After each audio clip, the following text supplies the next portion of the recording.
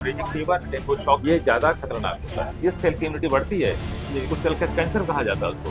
इसको एकदम नहीं लेना चाहिए, इसको कोई वैज्ञानिक आधार नहीं है। उसको आइसोलेट करके दूसरे को फैला नहीं सके। खाने की चीजें हैं वो लिक्विड टीके।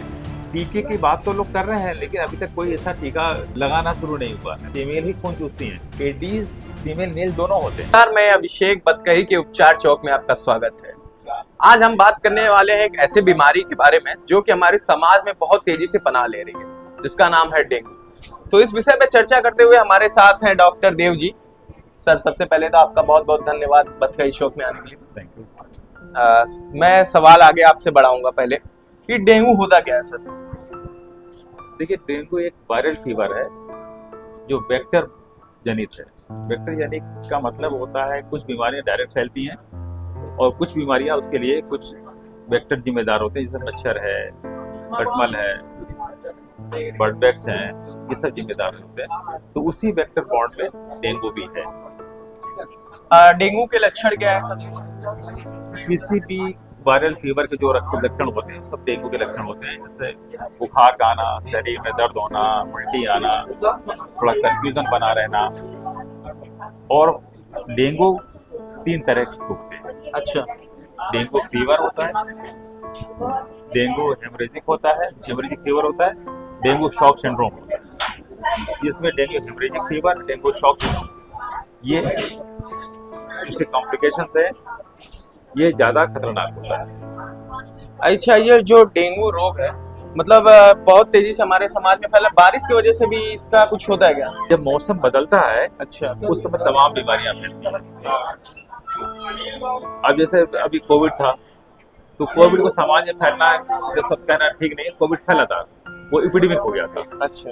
इसी तरह डेंगू भी है। जब मौसम बदलता है, जब वायरस के लिए फेवरेबल कंडीशंस आती हैं या उसके वेक्टर के लिए फेवरेबल कंडीशंस आती हैं, तो ये बीमारियां फैलने लगती हैं। डेंगू उसमें से भी एक है।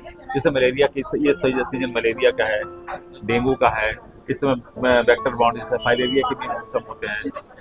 वैसे साल भर होते रहते हैं, लेकिन इस समय मौसम जब मौसम बदलता है तो उसमें ज्यादा संभावना बढ़ जाती है। अब एक चीज बढ़िया बताएंगे जो आपको सुन के अच्छा भी लगेगा, आश्चर्य भी होगा।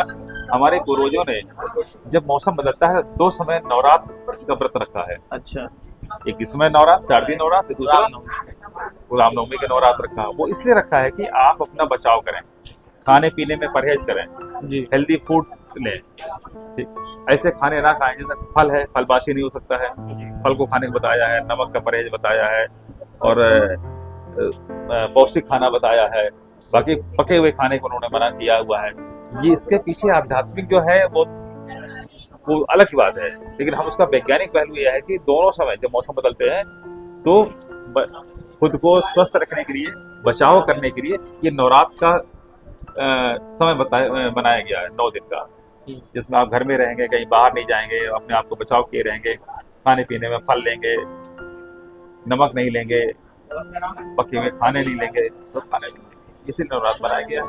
अच्छा सर, ये जो डेंगू बीमारी है इसका कोई स्पेशल ट्रीटमेंट भी है क्या? ट्रीटमेंट मतलब स्पेशल कुछ अलग से उसका नहीं, ट्रीटमेंट? वायरल फीवर की तरह इसका ट्रीटमेंट लिया जाता है। अच्छा। स्पेशल ट्रीटमेंट उस समय हो जाता है जब कोई खास कंडीशन आती है, जैसे मान लीजिए कि डेंगू हेमरेजिक हो गया, जहाँ पे सर में चकत्ते पड़ने लगे या ब्लीडिंग होना शुरू हो गई है, इंटरनल या एक्सटर्नल ब्लीडिंग होने शुरू हो गई, नाक से खून आने लगा, मुंह से खून आने लगा, गम से खून आने लगा है, पैखाने से खून आने लगा, पेशाब से आने लगा, उसका ट्रीटमेंट एक अलग तरह का। दूसरा डेंगू शॉक सिंड्रोम जो होता है, शॉक सिंड्रोम उसमें होता है जब हमारे वेसल से जो हमारे खून की नलियां होते हैं वो उनसे लीकेज स्टार्ट हो जाता है। अच्छा। तो फ्लूइड उससे बाहर निकल जाता है, तो हमारा ब्लड गाढ़ा हो जाता है, हीमो कंसंट्रेशन कहते हैं इसको। जब गाढ़ा हो जाता है, इसीलिए हम लोग कहते हैं कि उस डेंगू के बीमारी में फ्लूइड पहले लीजिए, ज्यादा खाना आप लीजिए, जो खाने की चीजें हैं वो लिक्विड डाल लीजिए। हीमो कंसंट्रेशन को फिर से नॉर्मल करने के लिए, जो गाढ़ापन हो गया खून का उसको फिर से जो नॉर्मल करने के लिए, लेकिन इतना भी ज्यादा नहीं लेना चाहिए, तो क्योंकि जो कंपोनेंट में फ्लूइड गया है वो वापस भी आता है। अगर हम ज्यादा फ्लूइड ले लेंगे या फ्लूइड चढ़ा देंगे तो हीमोडायलेशन हो जाएगा, वो एक अलग प्रॉब्लम हो जाएगी जी। इस कंडीशन में डेंगू शॉक सिंड्रोम में शरीर में सूजन आ जाती है, रैशेस बन जाते हैं, पेट में पानी आता है, फेफड़े में पानी आता है, ब्रेन में पानी आ जाता है, आंखों से दिखना बंद हो जाता है, उल्टी वगैरह आने लगती है, लीवर में सूजन है, ये सारे लक्षण इसके डेंगू के ऑप्शन होते हैं। अच्छा, तो ये जो डेंगू है आपने जैसा ऐसा बताया, तो क्या एक पर्टिकुलर एज के हिसाब से मतलब लोगों पे अफेक्ट करता है कि मतलब हम सबको हो सकता है? हो तो सबको सकता है, हाँ। लेकिन ये ज्यादा खतरनाक होता है जिसको हम कहते हैं कि जैसे बच्चों में, बूढ़ों अच्छा। में, कोई दूसरी कोमॉर्बिड कंडीशन है, इम्यून सिस्टम जिसका कमजोर हो। कोमॉर्बिड कंडीशन, जैसे मान लीजिए अच्छा। कोई डायबिटिक पेशेंट होता है, कैंसर के पेशेंट होता है, HIV के पेशेंट्स होते हैं, जिसमें इम्यूनो कॉम्प्रोमाइज कंडीशन होती है, उनमें कोई भी बीमारी होगी, डेंगू ही नहीं कोई बीमारी होगी, वो ज्यादा खतरनाक कंडीशन में आ जाती है, दशा में आ जाती है। तो डेंगू के लिए कोई टीका? टीके की बात तो लोग कर रहे हैं, लेकिन अभी तक कोई ऐसा टीका लगाना शुरू नहीं हुआ है सरकार की तरफ से कोई? सरकार की तरफ से। प्राइवेट में जो है, जो लोग टीके पे अभी काम चल रहे हैं जी, और उम्मीद है कि इसके भी टीके जल्दी आ जाएंगे और सबको इसका लाभ मिलना शुरू हो जाएगा। चलिए, तो आखिरी प्रश्न आपसे मेरा ये है कि ये डेंगू को रोका कैसे जा सकता है? वेक्टर बाउंड है तो सीधी सी बात है कि पहले वेक्टर को रोकिए, जैसे मच्छर को रोकिए। दूसरी बात, अगर जिस पेशेंट को हो गया है उसको आइसोलेट कर दिया, दूसरे को फैला नहीं सके, जी, जिसको मच्छर काट के दूसरे को ट्रांसपोर्ट न करे। सफाई का भी इसमें विशेष ध्यान रखना होता होगा, निश्चित जैसे रूप से। गंदे पानी को एक जगह इकट्ठा नहीं होने हाँ। देना, ये सब वेक्टर- थोड़ा जानकारी हाँ, हमारे वेक्टर- दर्शकों को आप बताएं। जो वेक्टर होते हैं इसमें मच्छर होता है, तो मलेरिया के लिए, फाइलेरिया के लिए, डेंगू के लिए जो मच्छर जिम्मेदार होते हैं, मलेरिया के लिए एनोफिलीज जिम्मेदार है, फाइलेरिया के लिए जो है क्यूलेक्स जिम्मेदार है, डेंगू के लिए एडीज जिम्मेदार है। और बड़ी अच्छी सी बात है, इसकी फीमेल ही खून चूसती है, मेल तो बेचारा शाकाहारी होता है वो और फीमेल जो है यही एनोफिलीज की भी है, क्यूलेक्स की भी है, एडीज की है, यही दूसरे को रोक के फैलाते हैं, यही खून चूस के मैं आपने अभी एडीज का नाम लिया, तो ये मैं थोड़ा सा पूछूंगा, एडीज क्या है? एडीज मच्छर होते क्या? उसका नाम है।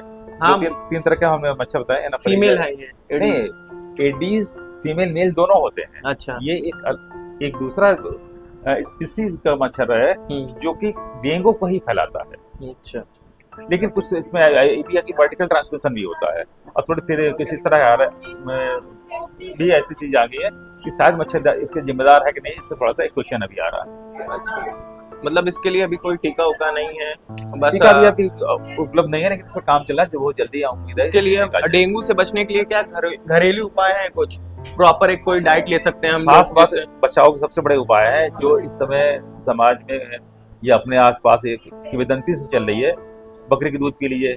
अच्छा है, पपीते का पत्ता खा लीजिए, हाँ, गिलोय खा लीजिए, ये कीवी खा लीजिए। कीवी तो चलो फल है, फल से खाने में कोई दिक्कत नहीं है, नुकसान भी नहीं है, लेकिन उसका इलाज नहीं है। बकरी के दूध वो दूध है, वो डेंगू की इलाज नहीं है। अच्छा, लेकिन अगर पपीते का पत्ता, गिलोय या और कुछ इस तरह की चीजें जो किंवदंती आ रही, इसको एकदम नहीं लेना चाहिए, इसको कोई वैज्ञानिक आधार नहीं है अभी तक। अच्छा, इसका कोई वैज्ञानिक कोई आधार नहीं, नहीं है, बल्कि इस जो पेशेंट हमारे तो पास अगर आते ऐसी हैं, महामारी के बारे में पता चले तो तुरंत डॉक्टर से संपर्क करना चाहिए। डॉक्टर संपर्क करना चाहिए हाँ, निश्चित रूप से, और अच्छे डॉक्टर संपर्क करना चाहिए जो उसके बारे में जानकार हो। इलाज कर सकते हो। बाकी अपने यहाँ तो ढेर सारे जो 16 डॉक्टर भी तैयार हैं, जो कि केस को नहीं समझ सकते हैं जी, कई बार, उनके ना समझे की वजह से तो पेशेंट को कम कुछ परेशानियां और कॉम्प्लिकेशन हो जाते हैं। इम्यून सिस्टम का इसमें क्या रोल होता है, मतलब डेंगू में? किसी भी बीमारी का इम्यून सिस्टम, जो भी इन्फेक्टिव बीमारी है उसका इम्यून सिस्टम का रोल होता है। इम्यूनिटी आपकी अच्छी है, नॉर्मल है, तो बीमारी से लड़ने की क्षमता वही तो रखता है इम्यून सिस्टम। बाकी मतलब ये बचा सकता है, वही तो बचाता किसी बीमारी के लिए। हाँ। लेकिन एक चीज और बताऊं, हाँ। इम्यूनिटी बढ़ा देना एक खास बात नहीं है। इम्यूनिटी बढ़ाने को जब बढ़ जाती है उस दशा को कैंसर कहते हैं। अच्छा, जिस भी सेल की इम्यूनिटी बढ़ जाती है वो उस जगह कैंसर को कहते हैं। जी, इम्यूनिटी बढ़ाओ बढ़ाओ बढ़ाओ, ये वाली जो एक प्रक्रिया है। जो स्लोगन है, हाँ, ये पूरी तरह से हमेशा ठीक नहीं है। ये हानिकारक भी हो सकती है। नहीं, हाँ, जिस सेल की इम्यूनिटी बढ़ती है जी, उस सेल का कैंसर कहा जाता है उसको। हाँ, तो आप लोगों ने देखा कि कैसे डॉक्टर साहब ने डेंगू के बारे में बताया, डेंगू से कैसे बचें और डेंगू के क्या इलाज है। तो ऐसे ही देखते रहिए उपचार चौक, आपको बहुत सारी इंटरेस्टिंग चीजें देखने को मिल सकती है।